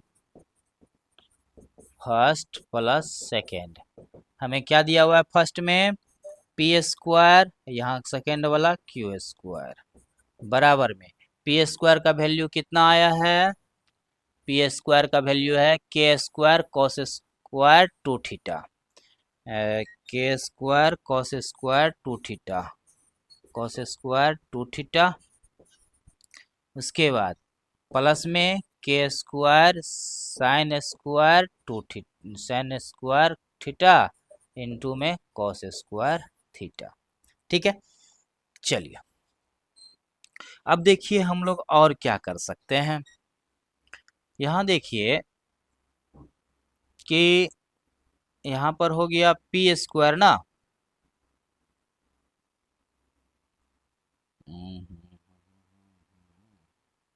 अच्छा एक चीज हम यहाँ करना छूट गया था मुझे, चलिए इसको क्या करते हैं, थोड़ा सा इक्वेशन मानने से पहले यहाँ पर क्या करते हैं हम लोग, यहाँ तो क्यूब कर चुके हैं, Q square is equal to के स्क्वायर इंटू, यहाँ देखिए इसको क्या करते हैं साइन टू थीटा में बदलने का प्रयास करते हैं। यहाँ देखिए क्या हो जाएगा, ऊपर में भी 2 से गुना कर लीजिए, इसको हम लिख सकते हैं sign theta into cos theta का होल स्क्वायर लिख सकते हैं। यहाँ देखिए इसी को हम लिखेंगे क्यू स्क्वायर बराबर के स्क्वायर इंटू साइन, इसमें 2/2 से मल्टीप्लाई कर दीजिए तो क्या हो जाएगा 2 sign theta into cos theta बट्टा में 2 हो जाएगा का होल स्क्वायर। या देखिए क्यू स्क्वायर बराबर कितना हो जाएगा K square into 2 sign theta into cos theta क्या होता है कॉस साइन 2 थीटा होता है, तो ऊपर में लिख देंगे साइन 2 थीटा बट्टा में 2 दूनी के 4 आ गया। ठीक है, और स्क्वायर था तो ऊपर में साइन स्क्वायर कॉस 2 थीटा हो गया। और इसी को हम लोग क्या लिखेंगे, इसी को जब इस 4 को इधर लाएंगे तो कितना हो जाएगा 4 क्यू स्क्वायर बराबर के स्क्वायर साइन स्क्वायर 2 थीटा। ठीक, अब इसको इक्वेशन सेकेंड मानिए, क्योंकि हमें वहां 4 के लेना था इसीलिए यहाँ करना पड़ा। अब देखिए हमें क्या प्रूफ करना था, यहाँ गौर कीजिए तो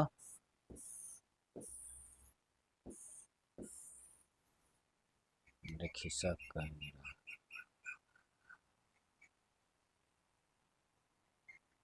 हमें क्या प्रूफ करना है, P square plus 4 Q square न लाना था, इसीलिए हमने क्या किया वहां पे उसको कॉस 2 थीटा के रूप में परिवर्तित कर लिया है, जिससे कि हमें बाद में परेशानी ना हो, आसानी से यह निकल जाए। अरे ऊपर खिसको नहीं यार,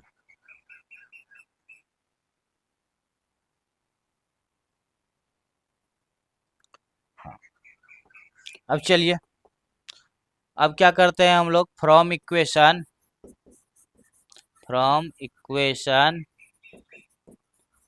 फर्स्ट प्लस सेकेंड क्या हो जाएगा P square plus 4 Q square is equal to के स्क्वायर कॉस स्क्वायर 2 थीटा वहां था, प्लस में क्या हो गया के स्क्वायर साइन स्क्वायर 2 थीटा यहाँ आ गया।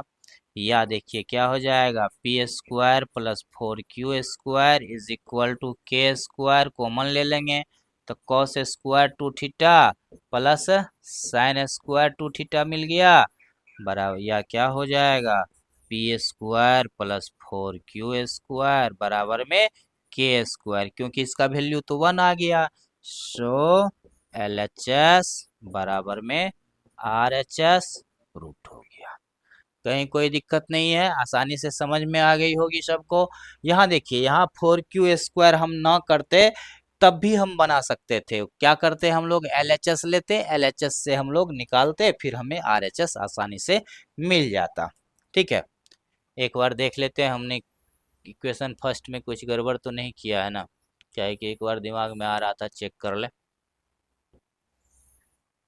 Equation first. ठीक तो ये था आपका क्वेश्चन नंबर कितना 15। अब आते हैं क्वेश्चन नंबर 16 में, हम लोग देखते हैं कि क्या सब करना है। आइए क्वेश्चन नंबर 16 क्या कह रहा है कि in the triangle ABC with vertex इतना इतना एंड इतना find the equation and length of altitude from the vertex A। मतलब कह रहा है शीर्ष इतना इतना इतना वाले त्रिभुज के त्रिभुज ABC के शीर्ष A से उसकी सम्मुख भुजा पर डाला गया लंब डाला गया है, लंब की लंबाई तथा समीकरण ज्ञात करें। ठीक है, तो इसको निकाल लेते हैं हम लोग। सबसे पहले एक फिगर बना लेते हैं, जनरल फिगर हम लोग एक बना लेते हैं। मान के चलिए यह ट्रायंगल है ए बी और सी, इसका कोऑर्डिनेट आपको दिया हुआ है पॉइंट का 2 3 4 माइनस 1, ये हो गया 2 3, ये हो गया 4 माइनस 1, ठीक है। और तीसरा क्या है 1 2। उसके बाद कह रहा है कि इसके शीर्ष ए से उसकी सम्मुख भुजा पर डाला गया लंब, मतलब जो है इसके सम्मुख भुजा पर लंब डाला गया है, तो यहाँ से इस तरह से परपेंडिकुलर मान के चलिए आया होगा, ठीक है। इसको मान लेते हैं m, ठीक। अब कह रहा है सम्मुख भुजा पर डाला गया लंब की लंबाई तथा समीकरण ज्ञात कीजिए। अब देखिए हमें क्या करना है, डी फाइंड करना है और इक्वेशन फाइंड करना है, दो चीजें फाइंड करनी है। अब इसका इक्वेशन फाइंड करने के लिए हमें क्या चाहिए, इस लाइन का इक्वेशन चाहिए जिससे कि हमें स्लोप मिलेगा, स्लोप मिल जाएगा तब जा करके यह जो है सो हमें मिल जाएगा। चलिए, और समीकरण भी ज्ञात करना है, तो सबसे पहले इसका इक्वेशन निकाल लेते हैं, इसका स्लोप निकाल लेते हैं, तो इसका स्लोप निकल जाएगा और तब जा करके इक्वेशन फाइंड कर लेंगे। चलिए, according to figure slope of side A B, side A B is equal to क्या हो, सॉरी बी सी न था, side B C, B C बराबर कितना हो जाएगा, साइड ऑफ बी, इसका स्लोप हो जाएगा y2 माइनस y1, 2 प्लस 1 बटा में कितना 1 minus 4, 1 minus 4 is equal to कितना आ गया, बराबर 2 1 3 बटा में माइनस 3, तो ये दोनों कैंसिल हो गया, तो बराबर में क्या आ गया -1 आ गया, इसका स्लोप -1 आ गया। इसीलिए slope of perpendicular line AM बराबर कितना हो जाएगा, इसका स्लोप -1 बटा में -1 इज इक्वल टू 1, मतलब इसका स्लोप हमें क्या मिल गया, m बराबर 1 मिल गया। तो अब इसका इक्वेशन निकाल सकते हैं। सो इक्वेशन ऑफ लाइन AM बराबर क्या हो जाएगा, विल बी क्या होगी, देखिए y माइनस वाई जीरो का वैल्यू कितना 3 है, इज इक्वल टू m का value 1, x minus x zero का वैल्यू कितना 2, तो यह देखिए ये कितना हो जाएगा, तो y minus 3 is equal to हो गया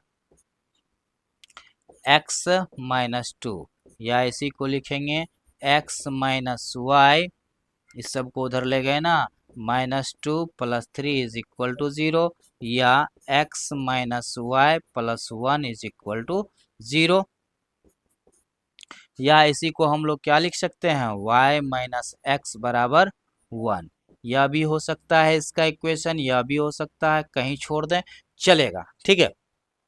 इक्वेशन हमें मिल गया किसका, equation of AM, question number 16 है ना, इक्वेशन ऑफ AM कितना आया, y माइनस एक्स बराबर 1, ठीक है। चलिए, उसके बाद देखिए अब लेंथ हमें फाइंड करनी है, लेंथ ऑफ AM, इसके लिए दो तरीके हैं, या तो इसे इसका इक्वेशन फाइंड करके हम लोग इसका कोऑर्डिनेट निकाल लें तब लेंथ निकाल लें, या फिर इसका इक्वेशन निकाल लें और इससे हम d का वैल्यू निकाल लें। तो इक्वेशन तो हमें हर हाल में निकालना होगा, किसका, साइड BC का, न इक्वेशन ऑफ साइड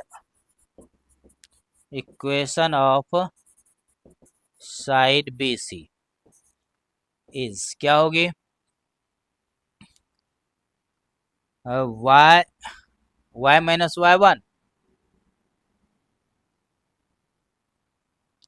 इसको y बराबर m, चलिए y माइनस y1 इसमें से कोई भी ले लीजिए, -1, चलिए +1 दे देते हैं, y plus 1 is equal to m का वैल्यू हमने पहले फाइंड किया था ना, कितना आया था, m का वैल्यू इससे पहले हमने फाइंड किया है, इसका -1 आया है, तो m हो गया -1 इंटू x माइनस x1 का वैल्यू कितना 4, चलिए यह कितना हो जाएगा, y plus 1 is equal to minus x plus 4, या इसी को क्या लिखेंगे, एक्स प्लस वाई माइनस ये 4 आ जाएगा तो -3 -4 आ जाएगा, प्लस 1 तो -3 हो गया, इज इक्वल टू 0। ठीक है, so distance from so distance distance between vertex ए कितना है coordinate, vertex A 2 3, vertex A 2 3 and side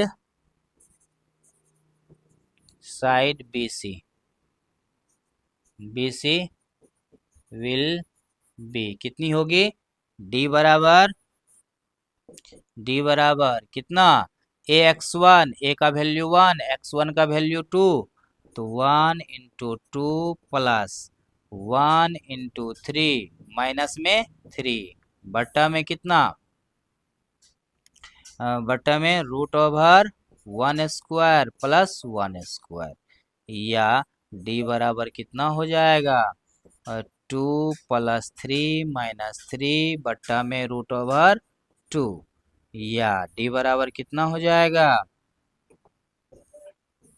D बराबर हो जाएगा यहाँ यह दोनों तो कैंसिल हो गया, तो हमें बच गया +2, तो 2 बट्टा में √2। ठीक है, या D बराबर कितना हो जाएगा, 2 में √2 से डिवाइड करेंगे तो यह √2 हो जाएगा। क्योंकि इसका वैल्यू प्लस माइनस दोनों में आता है, इसलिए यहाँ मोड लगाने की आवश्यकता नहीं है। तो हमें D भी फाइंड हो गया और इक्वेशन ऑफ लाइन भी फाइंड हो चुका है। कौन सा, इसका परपेंडिकुलर लाइन। एक आंसर आपका ये हो गया और दूसरा आंसर वो हो गया जो हम डी निकाले थे। कहीं कोई कंफ्यूजन नहीं है। चलिए नेक्स्ट क्वेश्चन देखते हैं, लास्ट क्वेश्चन क्या कह रहा है कि यदि if the length of perpendicular from the origin to the line whose intercept on the axes are A and B, then show that इतना is equal to इतना। ठीक है, कह रहा है कि यदि P मूल बिंदु से उस रेखा पर डाले गए लंब की लंबाई है जिसका अक्षों पर कटे अंतःखंड A तथा B हो, तो सिद्ध कीजिए कि इतना बराबर इतना होगा। ठीक है, चलिए इसके लिए हम लोग क्या करते हैं, एक फिगर ड्रॉ कर लेते हैं। अब देखिए, मान के चलिए एक लाइन है L1 मान के चलिए, और इस पे क्या किया गया है, मूल बिंदु से डाला गया लंब। मान के चलिए यह मूल बिंदु है, मतलब ओरिजिन 0 0, और इससे क्या किया गया है, इस पर परपेंडिकुलर लाइन ड्रॉ किया गया है। ठीक है, अब इसका इक्वेशन अंतःखंड क्या कह रहा है, ए और बी है। इस लाइन का अंतःखंड ए और बी है, तो क्या हो जाएगा, equation of line according to question, intercept of L1 and L2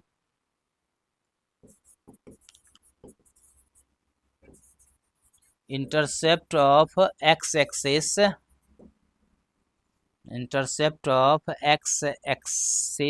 and y-axis by the line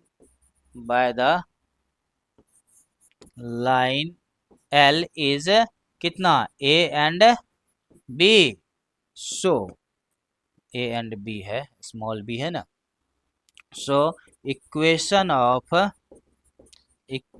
of line L will be क्या होगी, हम लोग क्या जानते हैं, इंटरसेप्ट फॉर्म में x/a plus y/b is equal to में 1। इतना तो आ गया। अब देखिए कि चूंकि हमें डिस्टेंस भी फाइंड करना है ना, यह डिस्टेंस आपको कितना दिया गया है, यह डिस्टेंस p दिया गया है।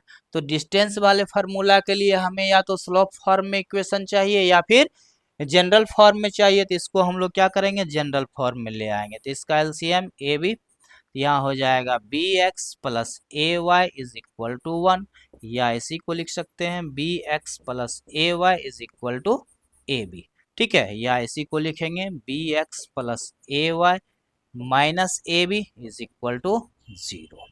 ठीक है, यह आपका इक्वेशन हो गया L1 का। अब देखिए हमें क्या कह रहा है कि ओरिजिन से इसका डिस्टेंस कितना है, p है ना। डिस्टेंस बिटवीन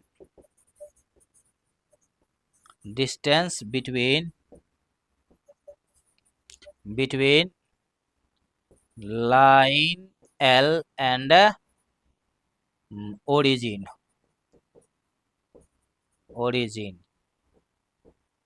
इज क्या दिया हुआ है, origin इज क्या होगा, या देखिए तो d बराबर कितना हो जाएगा, मोड ax1 a का वैल्यू कितना, b x1 का वैल्यू कितना, ओरिजिन का कोऑर्डिनेट कितना होता है जी, ओरिजिन का कोऑर्डिनेट 0 0, तो x1 y1 0 0 हो गया ना। तो यहाँ क्या हो जाएगा b into 0 plus d into 0 minus में ए बी सी का वैल्यू हो गया। अब बटा में कितना, root over B square plus D square, अरे बी ए टी ए न है जी, ए है बी स्क्वायर प्लस में ए स्क्वायर। चलिए अब थोड़ा सा इसको ऊपर कर लेते हैं। या देखिए यह डिस्टेंस आपको कितना दिया हुआ है, p दिया हुआ है, बराबर में क्या हो गया माइनस ए बी बट्टा में root over A square plus B square. अब क्या करेंगे, squaring both side by squaring both side we found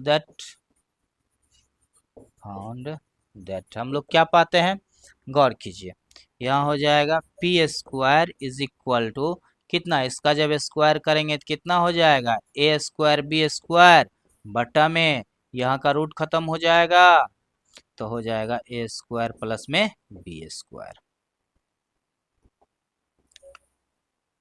taking reciprocal both side,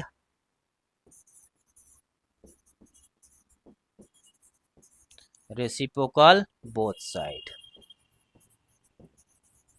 मतलब क्या करते हैं, दोनों तरफ हम क्या करते हैं, उल्टा देते हैं इसको, रेसिप्रोकल मतलब इसका उल्टा कर देते हैं। तो क्या हो जाएगा 1 बटा P square is equal to क्या हो जाएगा, A square plus B square बटा में ए स्क्वायर बी स्क्वायर। या देखिए इसी को हम लोग क्या लिखेंगे, 1 बटा P square is equal to A square बटा में A square B square plus B square बटा में ए स्क्वायर बी स्क्वायर। अब देखिए यह दोनों कैंसिल हो गया, यहाँ पर यह दोनों कैंसिल हो गया, या क्या मिल गया हमको, 1 by P square is equal to 1 by A square plus 1 बटा में बी स्क्वायर। LHS बराबर RHS प्रूफ। ठीक है, ये इन प्रूफ करना था, एक बार दिखा देते हैं आपको।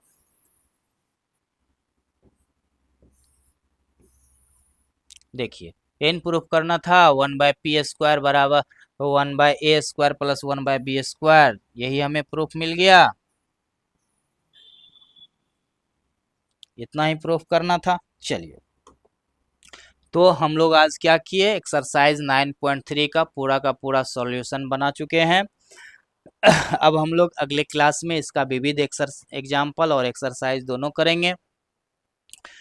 मेरे बात को हमेशा आप ध्यान में रखें कि आपका कॉन्सेप्ट क्लियर होना चाहिए, किसका, थ्योरी का। कोई भी चैप्टर आप क्यों ना बनाएं, आप सबसे पहले वीडियो देखने से पहले आप बुक निकालें, बुक का जितना भी थ्योरी दिया हुआ है बुक में उसको पढ़ें, लाइन बाय लाइन पढ़ें, जहाँ समझ में आता है ठीक, जहाँ नहीं समझ में आता है तो भी ठीक, लेकिन लाइन बाय लाइन पूरा थ्योरी पढ़ लें।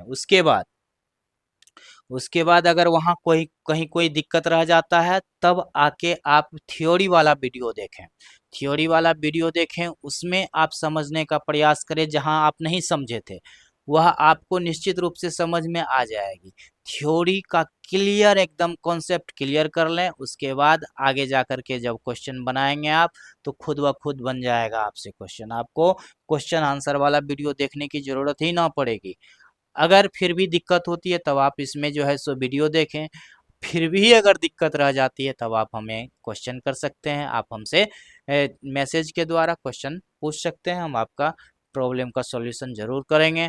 तो आज का क्लास यहीं ख़त्म करते हैं, मिलते हैं अगले वीडियो में। तब तक के लिए जय हिंद।